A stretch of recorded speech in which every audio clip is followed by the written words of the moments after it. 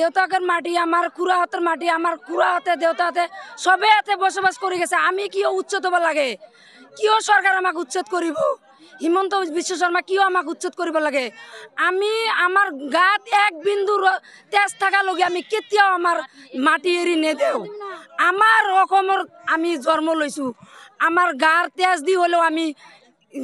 প্রতিবাদ করিম আমি তাই যদি বন্দুক দিয়ে গুলি করে তথাপি আমি গুলি খাবার প্রস্তুত তথাপি আমি মাটি এরিবার প্রস্তুত নাই আমি কেতিয়াও এরপরা না যাও আমার সব খানদান নেতা থাকিছে তেতিয়া সরকার কোথায় তেতিয়া তো চাওয়া নাই এতিয়া আমি কিয় যাব লাগা হয়েছে আমার সরু সরু ল'ৰা ছোৱালী আমি কত লৈ যাম সরকারে আমাকে এইটু বিধি ব্যবস্থা চাই লব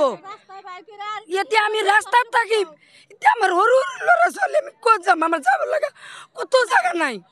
আমার কত জায়গা নাই আমি কত যাম এতিয়া আমি সরু সরু ল'ৰা ছোৱালী লৈ আমি নিজে কাম কৰি কৰ্ম কৰি খাই আছো এতিয়া সৰকাৰে আমাক কিয় উচ্ছেদ কৰিব লাগে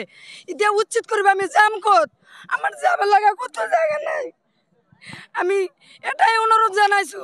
আমি ইয়ার পরা কত না যাও সবাই ইয়ার পরা কত না যায় আমি এতে থাকিবর প্রস্তুত আমি মরি গেলে এতে যাম বাঁচিলেও এতে বাঁচিম আমি কত না যাও আমি এক বিন্দু মাটি এরি নে দেও কেতিয়াও নে দেও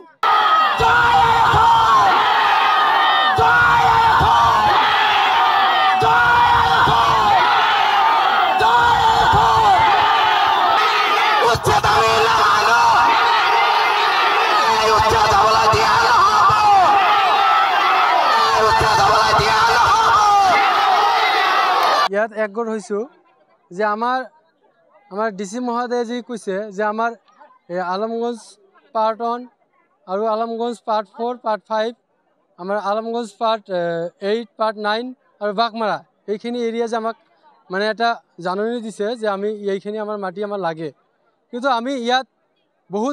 বহুদিনৰ পৰা আমি বসবাস কৰি আছোঁ আমাৰ পূৰ্বপুৰুষ ইয়াতে আছিল আমি জন্ম হৈ ইয়াতে আছোঁ আমি ইয়াৰ পৰা কেতিয়াও নাযাওঁ আৰু আমি ৰাইজে যেতিয়াৰ পৰা আমি জন্ম লৈছোঁ তেতিয়াৰ পৰা আমি ভাবিছোঁ ইয়াতে থাকিম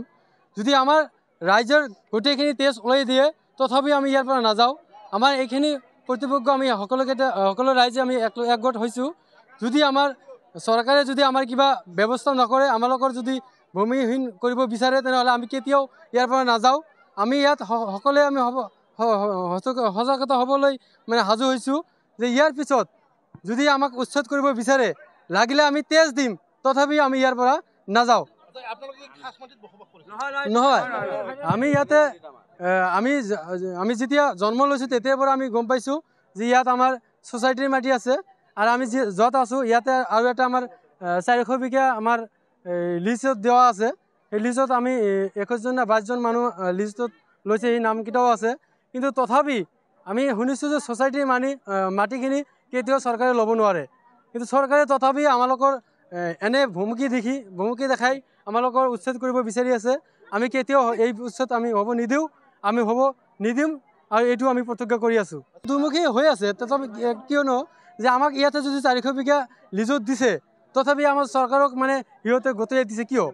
আৰু আমাৰ এই 400 বিঘা দিয়াৰ পিছত কিছুমানে আমাৰ এগ্ৰিমেণ্টো লৈছে কিছুমানে সিহঁতৰ লিজতো লৈছে বা নো অবজেকশ্যনো লৈছে তথাপি সিহঁতে আমাৰ ইয়াৰ পৰা উচ্ছেদ হ'বলৈ কৈ আছে কিয় কৈ আছে এই পাট্টা মাটিবিলাকো বোলে ল'ব বুলি কৈ আছে যেনেকুৱা আলমগঞ্জ পাৰ্ট 1 পাৰ্ট 4 পাৰ্ট 5 এইবিলাকত গোটেইখিনি পাট্টা মাটি আছে সিহঁতে কৈ আছে আমি পাট্টা মাটি নিদিওঁ আৰু ইয়াতে যি উদ্যোগ দিবলৈ মানে সাজু হৈ আছে সিহঁতে বোলে কৈছে মানে আমি গৈছিলোঁ মানে ডিচি ছাৰেও কৈছে কি এডিচি বাইদেৱেও কৈছে আৰু চাৰ্কেল অফিচাৰেও কৈছে যে ইয়াত এটা উদ্যোগ হ'বলৈ লৈছে আপোনালোকে গাঁৱৰ মানুহবিলাকে কৰ্মস্থান পাব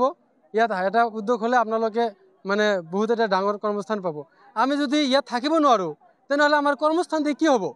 আমি এই কৰ্মস্থান আমাৰ নালাগে আমি যেনেকৈ কাম কৰি আছোঁ কাম কৰি খাম আমাৰ এনেকুৱা কৰ্মস্থান আমাৰ নালাগে